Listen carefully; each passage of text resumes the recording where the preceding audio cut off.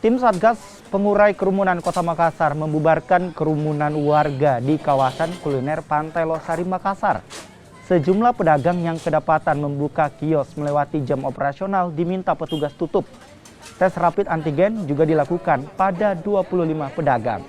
Aksi mengundang tawa para petugas sempat terjadi saat 2 orang pedagang hendak merebut alat tes itu. Dari hasil pemeriksaan, ke-25 pedagang dinyatakan non-reaktif.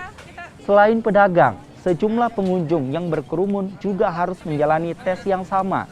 Petugas akan terus melakukan razia untuk memutus penyebaran COVID-19. Yang pertama yang kita swab dulu pengelolanya atau pengusahanya. Kenapa? Karena kita takutnya para pengusaha ini terjangkit namanya virus corona. Inilah yang kita harus antisipasi. Kalau yang sekarang dilakukan ini kurang lebih 25 orang itu negatif semua, ya alhamdulillah. Karena kita utamakan kalau ada yang positif itu kita harus antisipasi. Kalau memang ada yang positif kita akan laporkan ke puskesmas.